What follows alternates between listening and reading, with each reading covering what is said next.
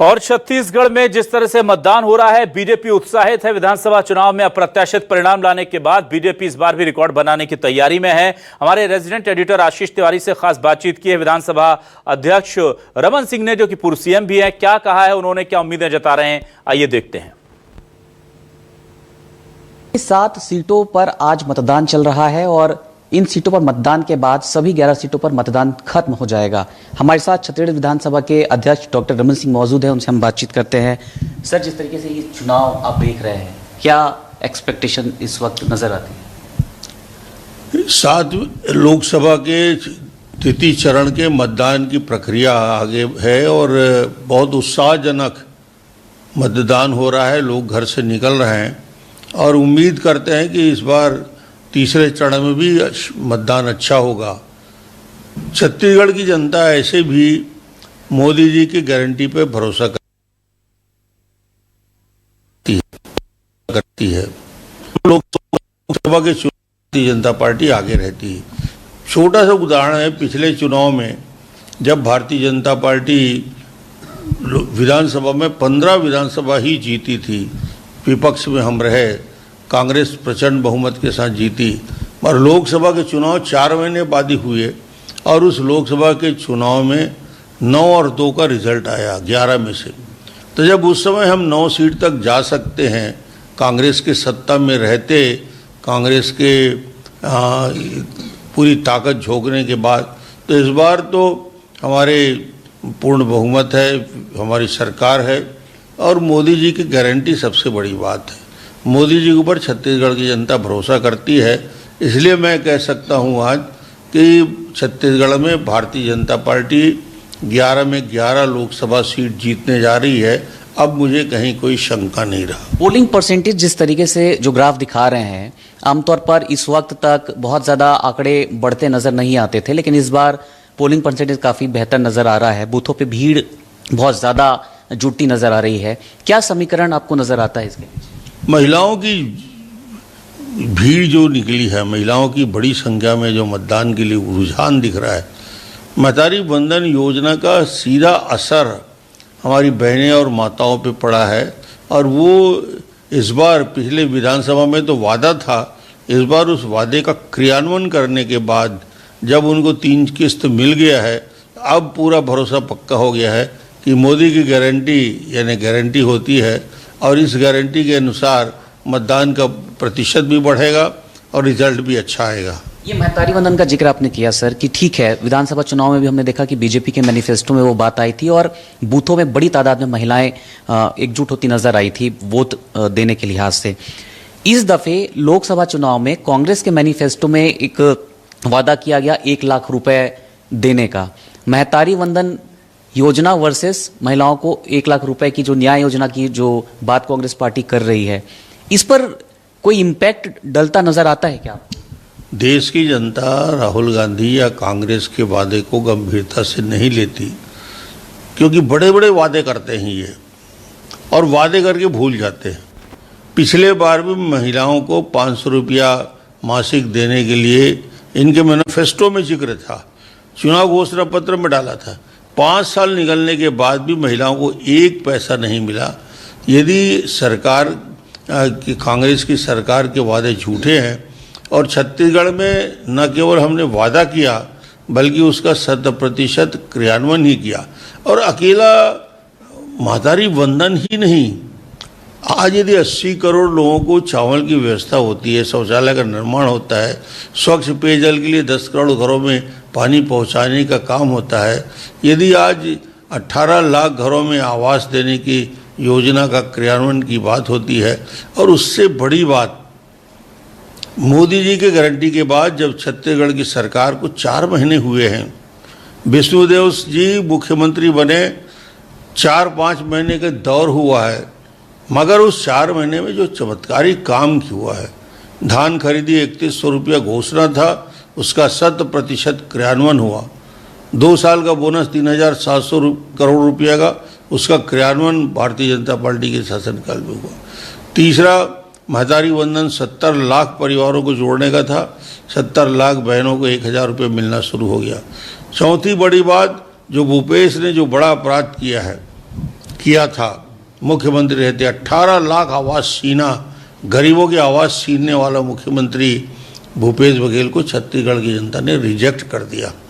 और उस रिजेक्ट करने के बाद आज वो आवास 18 लाख देने के लिए भारतीय जनता पार्टी, प्रधानमंत्री जी ने कहा है और इसके क्रियान्वयन विष्णुदेव साय कर रहे हैं। एक सवाल यहाँ पर खड़ा हो रहा है, चूंकि महिलाओं के संदर्भ में बात चल रही थी। पिछले दिनों कांग्रेस की राष्ट्रीय प्रवक्ता राधिका खेड़ा के संदर्भ में जिस तरीके से घटनाक्रम छत्तीसगढ़ में हमने देखा, राधिका खेड़ा ने तो खुलकर आरोप भी लगाए हैं कांग्रेस पार्टी और कांग्रेस के तमाम बड़े नेताओं पर। इस चुनाव में, ठीक चुनाव के पहले जिस तरीके से ये इंसिडेंट्स नजर आया है, उसका कोई इम्पैक्ट क्या हो सकता है? पूरे आज मीडिया में, नेशनल मीडिया हो या स्टेट का मीडिया हो, समाचार सबसे प्रमुखता के साथ है। और ये आरोप कोई भारतीय जनता पार्टी के प्रवक्ता ने नहीं लगाया है। ये आरोप लगाने की बात भारतीय जनता पार्टी की तरफ से नहीं है, कांग्रेस के पूर्व राष्ट्रीय प्रवक्ता के द्वारा आरोप लगाया जाता है प्रवक्ता के ऊपर। ये लोग बोलते हैं कि कांग्रेस का अंदरूनी मामला है, बिल्कुल कांग्रेस का अंदरूनी मामला है। मगर जब महिला चीख कर मीडिया के सामने बोलती है कि उसके साथ अन्याय हुआ है, उसके साथ जिस प्रकार बंद कमरे में बदतमीजी हुई है, छीना झपटी हुई है, जिस प्रकार उसके साथ व्यवहार किया गया, ये निश्चित रूप से ये बताता है कि कांग्रेस का चरित्र क्या है और कांग्रेस किस दिशा में जा रही है। एक सवाल ये भी खड़ा हो रहा है इस चुनाव में कि कांग्रेस ने तमाम बड़े नेताओं को झोंक दिया। विधानसभा चुनाव में जो हारे, जो जीते, उन्हें भी कांग्रेस पार्टी चुनाव लड़ा रही है। चाहे भूपेश बघेल का जिक्र करें, ताम्रध्वज साहू का करें, शिव डहरिया का करें, विकास उपाध्याय का करें, देवेंद्र यादव तो विधायक हैं ही। इन तमाम नेताओं को झोंकने के पीछे कांग्रेस के समीकरण को बीजेपी अपनी नजर से किस तरीके से आंकती है? भारतीय जनता पार्टी के इस चुनाव की रणनीति में जो समझ में आया है, कांग्रेस के लिए पास प्रत्याशी ही नहीं थे जो चुनाव लड़ सके। कांग्रेस के पास जो लोग लड़ने को तैयार नहीं थे, इसलिए कांग्रेस पार्टी ने लोगों को बुला के पकड़ के फॉर्म भराया है। कुछ लोग तो फॉर्म भरने के बाद भी चुनाव प्रचार में नहीं लग पाए। कई तो आज मतदान भी हो गया, तब तक प्रत्याशियों को लोकसभा का देखा नहीं रायपुर के लोगों ने। ऐसी परिस्थितियां कांग्रेस के अंदर है और ऐसे प्रत्याशी जो अनमने भाव से चुनाव लड़ते हैं, उसका रिजल्ट ऐसी होगा। तो कैंपेनिंग में भी जिस तरीके से बीजेपी ने तमाम बड़े स्टार प्रचारकों को झोंक दिया, प्रधानमंत्री नरेंद्र मोदी, राष्ट्रीय अध्यक्ष जेपी नड्डा, गृह मंत्री अमित शाह, यूपी के मुख्यमंत्री योगी आदित्यनाथ, तमाम बड़े नेताओं की मौजूदगी कैंपेनिंग में रही है। कांग्रेस में 3 बड़े नेताओं की कैंपेनिंग देखने को मिली। मल्लिकार्जुन खड़गे एक बार आए, राहुल गांधी एक बार आए, प्रियंका गांधी एक बार आई। क्या जो आप बात कह रहे हैं उसे ये चीजें प्रमाणित करती हैं? कांग्रेस को छत्तीसगढ़ में कोई उम्मीद नहीं है, इसलिए शक्ति लगाया नहीं, बड़े नेताओं को झोंका नहीं। इसके पहले वो हमेशा आते रहे हैं, मगर इस बार के चुनाव में उनको स्पष्ट लग गया था कि भारतीय जनता पार्टी 11 में 11 लोकसभा जीत रही है, इसलिए यहाँ शक्ति लगाना ठीक नहीं है। इसलिए कांग्रेस ने इसको छत्तीसगढ़ के चुनाव को प्राथमिकता से नहीं लिया।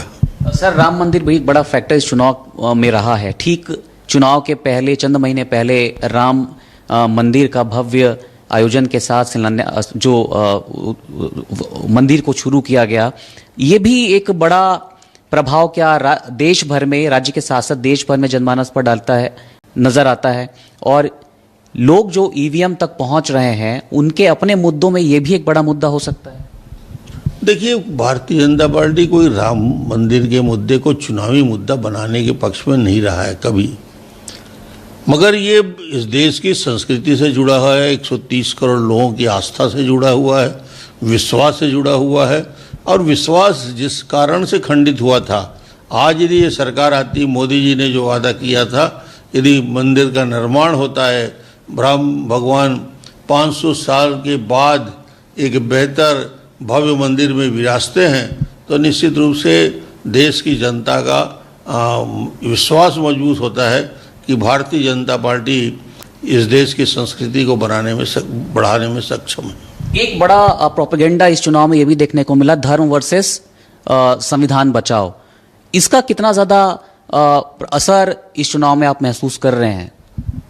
जो राहुल गांधी बार बार संविधान बचाओ की बात हर भाषण में करते हैं, राहुल जी से ही ये प्रश्न किया कि संविधान का इस देश में सबसे ज़्यादा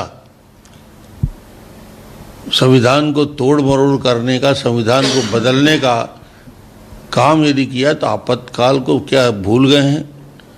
जब कॉन्स्टिट्यूशन की जो हालत हुई, देश को जेल बना दिया गया, मीडिया को पूरी तरह से बंद किया गया, लाखों लोगों को जेल के अंदर डाल के रख दिया गया। तो इस प्रकार की घटनाएं कांग्रेस के शासनकाल में होता है, कांग्रेस के शासन ने किया है। जब उनकी सत्ता जाती है तो फिर वो कॉन्स्टिट्यूशन में अमेंडमेंट करने में नहीं चूकते। भारतीय जनता पार्टी संविधान का सम्मान करती है और मोदी जी ने कहा है कि निश्चित रूप से सम्मान इस कॉन्स्टिट्यूशन को दुनिया की कोई ताकत नहीं बदल सकती। इससे बड़ी बात और क्या हो सकता है? एक मेरा आखिरी सवाल सर कि छत्तीसगढ़ के सबसे अनुभवी आप नेता हैं, 15 साल की सरकार बीजेपी की रही, उसकी अगुवाई आपने की है बतौर मुख्यमंत्री। इस दफे जो चुनाव हो रहा है 11 में कितनी सीटें बीजेपी को जाती हुई नजर आती है आपके अपने आकलन के हिसाब से?